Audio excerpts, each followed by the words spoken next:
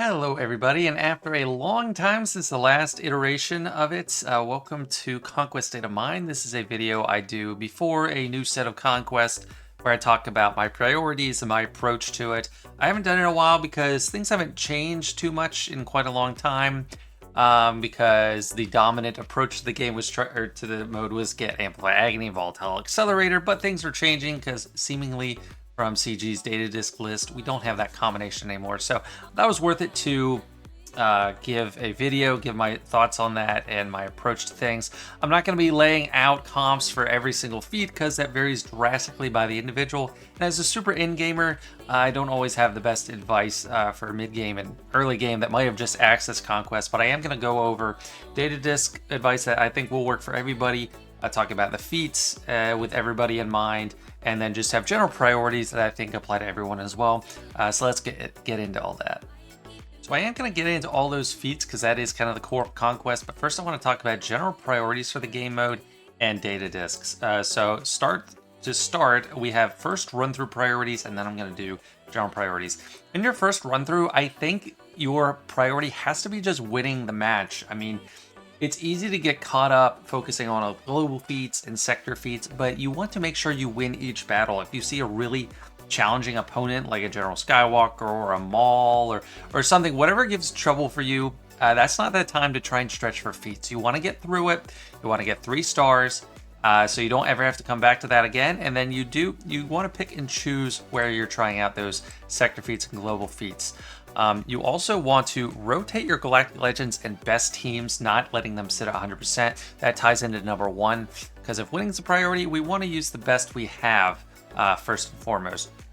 However, if we can't assure a win, we want to work on sector feats first, and then global feats tie in if possible, because those have the least amount of potential overlaps. Sometimes you can get multiple sector feats and global feats farmed at the same time and win and get 3 stars, and that's a great thing to do, but that's not always going to work. For newer players, I think a great team here is Commander Luke Skywalker. That most people have CLS, and you get initiative on the team. You get to go first, and that's a team that can scale pretty well in Conquest. Not necessarily this Conquest; it might be less so. But we're going to be leaning a lot on supports and healers this time. So if you have great characters, and I'm going to talk about the best that go with Zealous Ambition later in this video, don't let them sit at 100% rotate. If you have 1 or 2 GLs, use them early and often, and then just let them heal back up to 100%. Don't replay nodes you have cleared. Like, I kind of do this sometimes out of frustration. I'll 1-star a node, and I'm so mad that I want to go back and do it again. But don't do it. You might not even need it to get your ultimate goal. Just keep going forward, and then when needed, go back and hit those nodes again. Get extra stars at the end. Or extra key cards at the end if you need them. Don't immediately go back and use the stamina or the energy, because it's really slow to regenerate. The other thing, just kind of a general tip, the Southern Challenge path is not important. You don't really need to focus on it. We have a global feat that's about killing on the challenge path, which is okay, but it happens pretty easily. On the Southern Challenge paths on the bottom, you're not going to get extra data disk options. It's all about consumables, which are not really that important. And then last on this page, we're going to be, for the most part, this isn't like an ultimatum, like you never swap out data disks, but try to avoid data disk swaps unless you have a specific setup you need for a feat and you can get like a huge feat done all at once. You want to try and pick data cards that you want to keep for the whole duration and leave them. If your first data disk you pick up isn't useful at all, don't equip it, like, just because you don't have anything yet, because removing data disks takes energy and it's really slow to regenerate. So I would just try to focus on what you're actually going to keep applied for the long run. Next up, we got some general Conquest priorities just as an add-on. You want to identify early which feats you want to skip and not work towards them at all. Because sometimes if you start working on a feat and you're not going to be able to finish it, there's something you've just wasted a lot of energy and effort trying to get something you're not going to get. And then if you can identify which feats you just absolutely cannot get, you have a better idea of how many you need otherwise, and even if one other feat is hard, you might still need to tackle that anyway. Next, you want to have a variety of data disks that you want to target, because your absolute perfect setup might not be available. You might not get those drops. So I don't I don't have the philosophy of, oh, you have, this is a specific setup. You need one of these, two of these, three of these, or so on and so forth. I just have like data discs that are really good, and we want to go for those. The more the merrier. And for this Conquest, everything kind of works in isolation. There's not like super combos from what I can see. They might appear eventually, but a lot of the data discs that are good on their own in isolation. You want to be farming all sector and global feats on bonus nodes, meaning for Datacron farming. If you're like right over 4 million, you don't even have any full teams that can use Datacrons, that's not going to apply to you, and you can just do them wherever is easiest. But for a lot of players, mid-game, end-game, you should be farming those Datacron nodes. It's basically, for like, by the time I finish in Red Crate, I've gotten so many Datacron mats just from that. It's just so worth it. Like, get something extra out of it. Not just on normal nodes. But of course, if there's a 40 battle feat, like this one is Galactic Republic battles, you need to start on those much earlier. I recommend buying 50 crystal refreshes if you can spare it, but not the 100s. I do the 100s just because I need that to stay competitive. The high end of Kyber 1. But overall, it's a diminished return, and you should have no problem red crating and getting a decent supply of Datacrons with just the 50s. And this is just my advice. Don't buy the Conquest Plus Pass.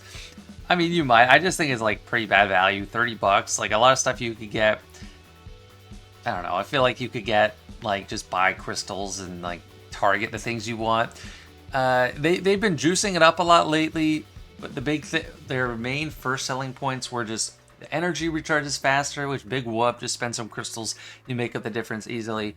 And you can swap around data discs for free, which also relates back to energy, which can go to crystals. So like $30 is really not worth it. The $10 Conquest Pass helps get a lot of nice bonuses, but the $30 pass, you skip some feats. I don't know. I don't think it's worth it.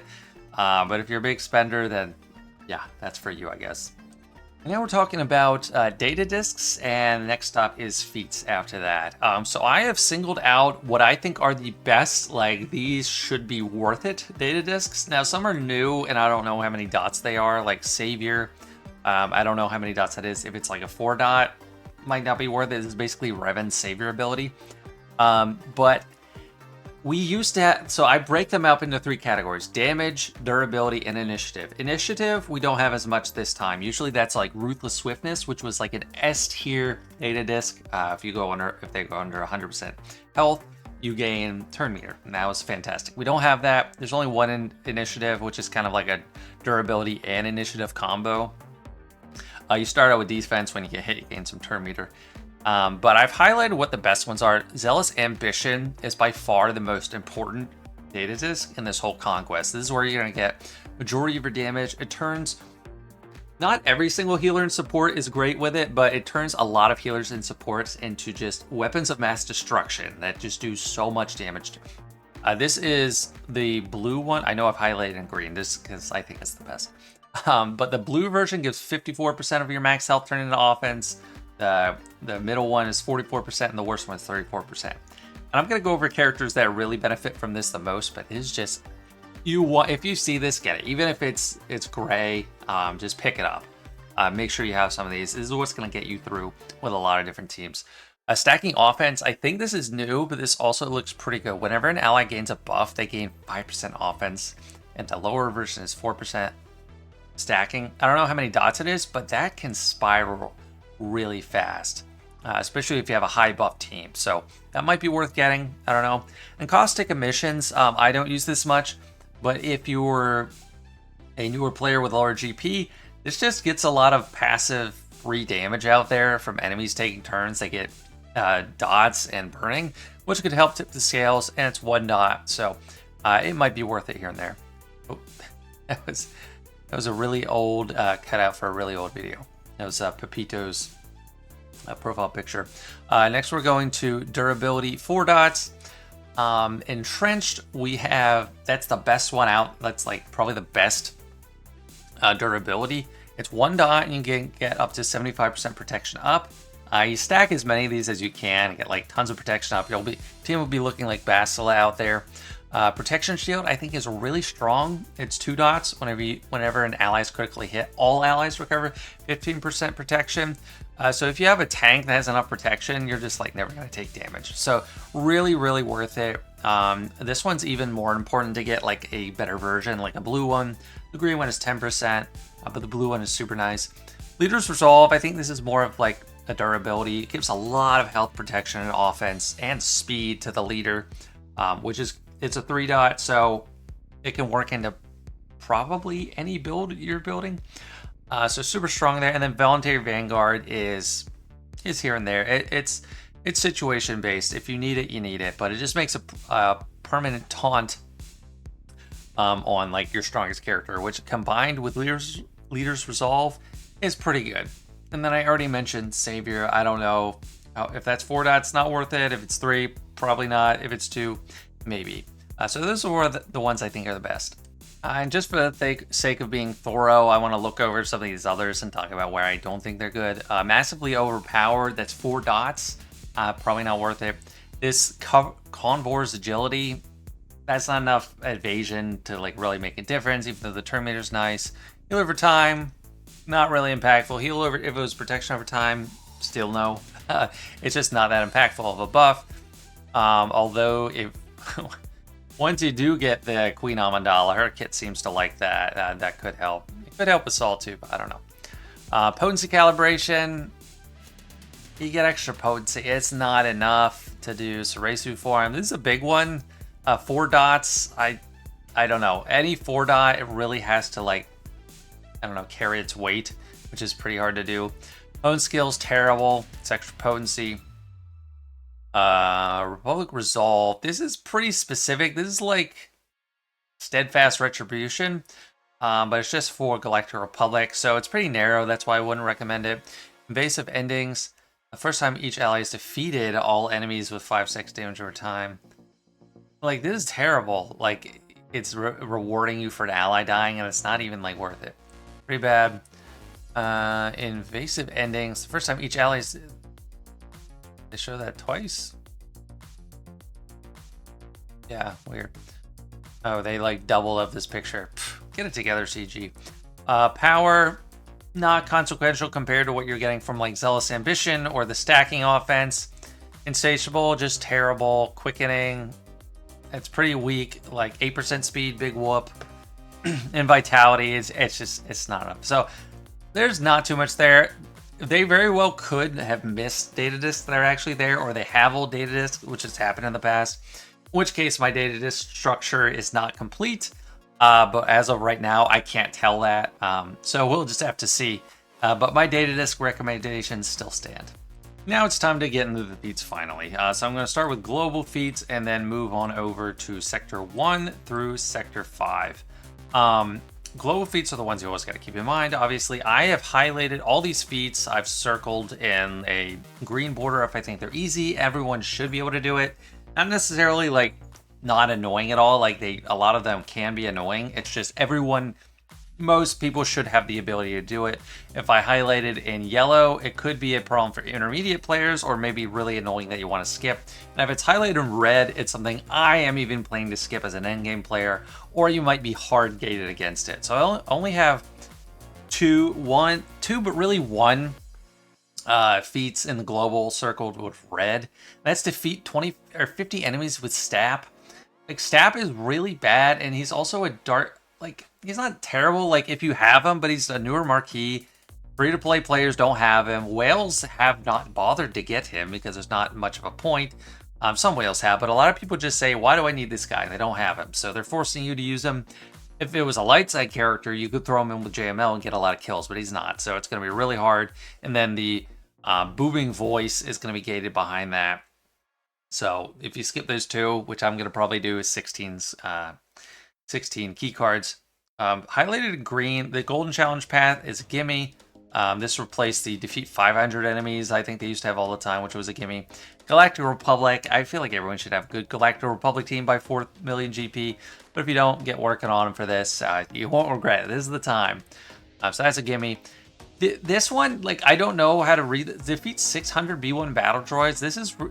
either really easy or basically impossible, because if it stacks of battle droids, what they mean, that's like 6, you find 6 Grievous teams and kill them, maybe more because Grievous cannibalizes some of his own B1. But if it's just 600 B1 battle droids, like you'd have to do 600 battles, so that's why it seems impossible. I think there's something in the like one of the boss nodes that might help out with this, but it's just very strange. Otherwise, it might be, if it's doable, it's going to be annoying, but not skippable.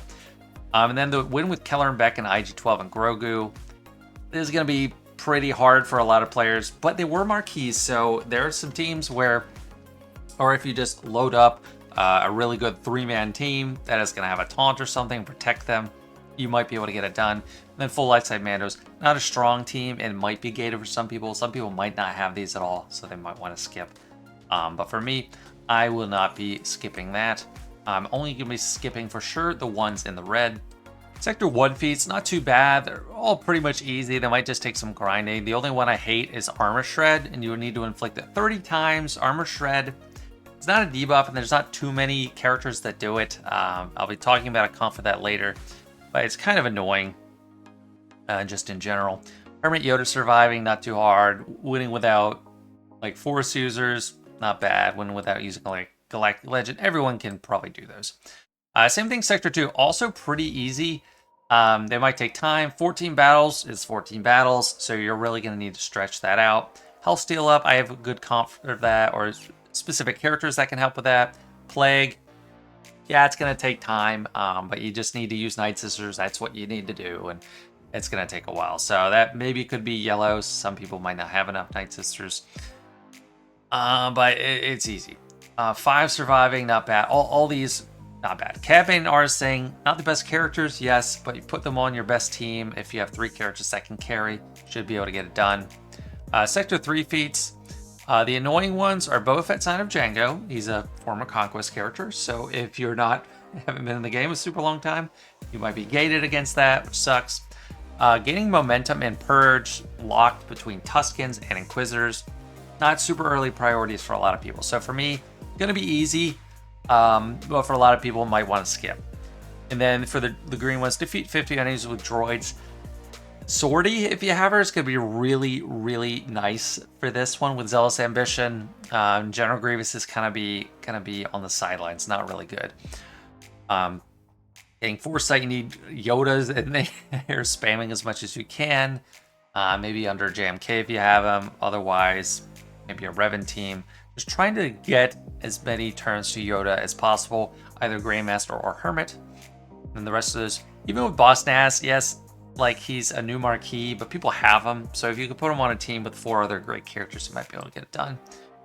Sector 4, the gate ones are Dark Trooper Moff Gideon, Johnny Knight Cal. Dark Trooper Moff Gideon, if you haven't been getting gold box for the past, at least for the past 6 conquests, or otherwise buying packs, you won't have him, so you might be gated. That's something you're going to have to account for in skipping, but it's only 4.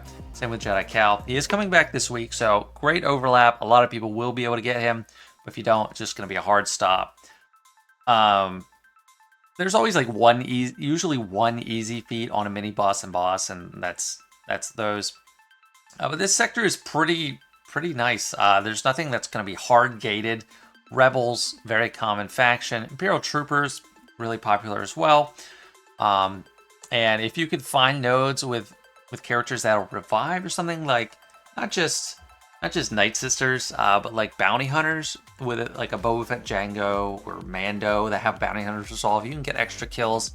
Ability blocks going to line up a lot with Imperial Troopers. Stealth, think like R2-D2 or Darth Maul even, but they're not too bad. Then Sector 5. Let me move myself out of the way. There are a couple that are more of a gate. Darth Bane, if you didn't get red crate past 3 conquests, you're gonna have to skip that. And then if you don't have good Inquisitors, you might have to skip that.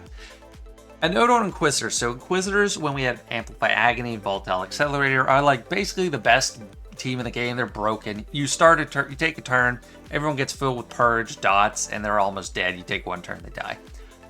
A little less of a force to be reckoned with without Amplify Agony, although Zealous Ambition does make 7th Sister really good. She's going to be assisting all the time. So if you do have a developed Inquisitor squad, it'll be a little bit more annoying, but not hard. If you don't have Riva, you still can do this. I think even if you don't have Grand Inquisitor, you can get this done. Just 7th Sister, if you're going to relic one character in your pursuit to Grand Inquisitor first, do 7th Sister for this conquest, because she hits really, really hard. And then these will take some time. I have some comps for, or a specific comp for Blind. It does involve Ray. A lot more people have Ray now, though, so it might help. 14 battles with no tanks, gonna take time.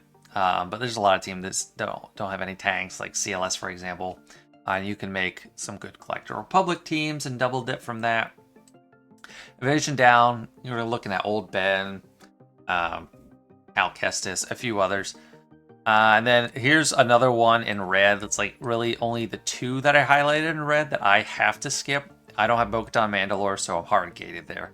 But overall, this is not too bad. I mean, I only have 2 in the red. There's some yellow in most sectors except 2. But most of it is pretty doable. So I think overall, if you just invest some time, you should be able to get red or at least gold crate in this conquest. Now I want to talk about some nitty-gritty both characters and then some comps for feats. This whole section is a Zealous Ambition section. I've highlighted some of the best characters that go with Zealous Ambition, which, like I said, is going to be the cornerstone of this conquest. So Zealous Ambition affects healers and supports. So we're going to be looking more at support characters that either act like an attacker on a normal basis and have a pretty good damage multiplier. So what I mean by damage multiplier is you could have 10,000 offense on a character and their move, or like in Dash's case, 6,000, not that much offense. You could have another character with 7,000 offense, but their attacks do vastly different amounts of damage based on the underlying multiplier. It's not anything visible or anything on a character. But Dash has high multipliers like he's an attacker already when he's actually just a support character. So this manipulates that, takes his health. So he already has 7,000 attack. If you take 50% of his health, you're like sextupling his damage, just with the example of mine. Because if it's like 50%, that's 35,000 extra offense. It's insane. So that's what we're looking at here. What we're manipulating. Admiral Radis is a juggernaut. You start with his AoE, wipes out a whole team in a lot of cases. Same thing with Sortie. Sortie and Dash also share something interesting. They have a triple hit AoE. I think this can be evaded. Yeah, it can be evaded. But Dash's can't be evaded. So Dash is amazing. I think Dash and Amber-Raz are just incredible.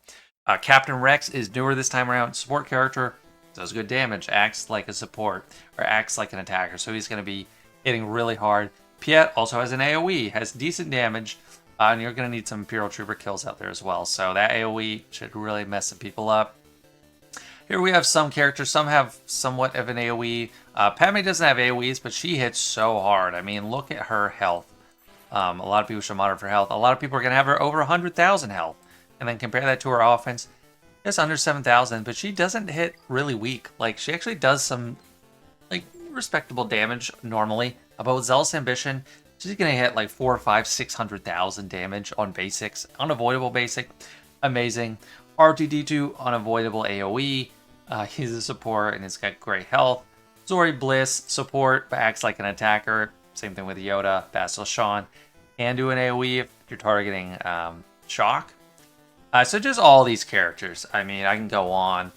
AoE. Echo and Tech in here too. So if you're in clones like Echo and Tech, they hit crazy hard. Beers is going to hit pretty hard with his AoE Mass Assist. Bastila is a juggernaut damage dealer for Jedi. Seven Sister, like I talked about. These are the healers.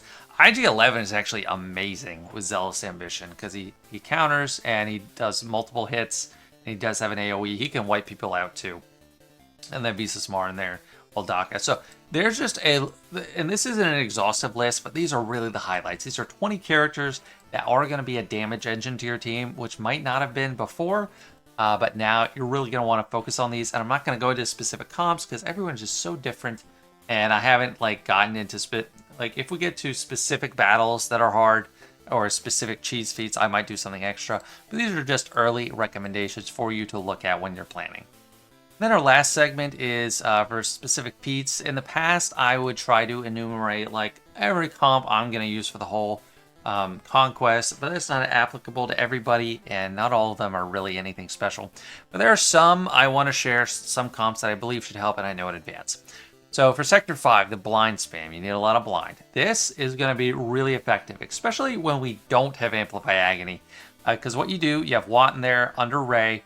You want to put a health pack on Ray. You want to put weapon tech on 3PO and Chewie, and then the taunting shield generator on GK. So GK will permanently taunt.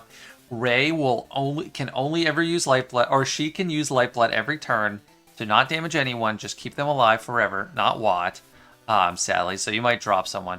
And then 3PO and Chewie, he's going to just take as many turns as he can, spam the blind, and you want C3PO in there. As soon as he gets to 3 stacks, start doing basic with C3PO. So you can see when we were running Amplify Agony builds, you'd have to take those off for this to run because you would melt them. But we don't have any support characters on this team.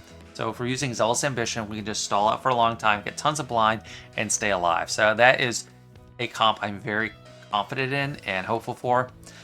Hokey Religions. This is the name of the feat that is all over the place in boss notes. It says, win without any Jedi, Sith, or unaligned Force users. And I did a video a long time about the best Hokey Religions teams. But my absolute favorite is this team with Dash, Han and Chewie, IG-11, and Queel. First of all, Dash and IG-11 just decimate people with Zealous Ambition. And then Han and Chewbacca get a first strike off. Fortunately, we don't have Ruthless Swiftness, so we can't guarantee that Dash is going to go first. But this is a pretty strong team to get out there.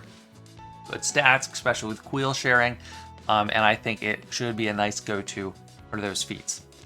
I'll seal up. This is not a particular comp you're going to use, and I have Darth Bane in there. Not everyone has him. Emperor Palpatine is probably going to be the easiest one. This ability, I don't use it much on a normal basis, but all allies gain health steal up for 1 turn. And it's not just Sith, it's any allies. I've used this more. Can give health steal up to everybody. It's one of her moves. She does somewhere. Health steal up for 1 turn, all allies. So if you put those on a team, like just a normal old school Star Killer team, not old school, just like the standard classic one, you can do that. Grief Karga, if you kill someone with his mass assist, everyone's gonna get health steal up. So there's just a few abilities there. It's not hard. And then Bane does it too. Evasion down. So you see how I only have 5 feats listed that have something I think will really help. You want to call Obi-Wan or Old Ben to assist as much as you can on a JML team, and focus on assisting characters on that team like Bastila, Hermit Yoda. Just call Old Ben. He does evasion down. 3PO Chewie also does evasion down on his basic, and Cal Kestis does it on his AoE. So this isn't necessarily a specific comp you're going to use. Bastila gives it out too. But what a comp you could use JML, Old Ben, a bunch of Jedi, or you can have Watt and have Cal Kestis and 3PO and Chewie in there, and they can all kind of apply that. Then for Armor Shred, this is a pretty exclusive lineup, I know, but it's annoying even for endgame players. Like, I hate this one too. We got 3 characters here that can do Armor Shred: General Skywalker, Ki-Adi-Mundi, and Cat. So what you want to do here, you want to save the cooldown reset from GK until someone, Cam or General Skywalker, have used their Armor Shred. And then you want to reset so you can get at least 3 in a battle. Cat, after she's done her insta-kill, her Force Leap is going to inflict Armor Shred, so that's another one you might be able to get. And then I have Barriss here just listed because she can give defense up to everybody, and that's a feat in the same Sector 1 pool. So yeah, these are just a few comps or just suggestions I have. Not going to go into everything. Some of them are self-explanatory, like Plague, Momentum. Obviously, you use Night Sisters and Tusken. So just trying to be practical in this, but I hope this helps. But yeah, that's it for this one. This has been Conquest State of Mind. Hope this helps you plan and get ready for this upcoming Conquest. Let me know if you want me to do more Conquest videos going forward. Bit Dynasty has a great handle on it. Celiac Syria, another great YouTuber that focuses on Conquest. But I also wanted to share my thoughts on it too. But thanks so much, guys, and I'll see you later.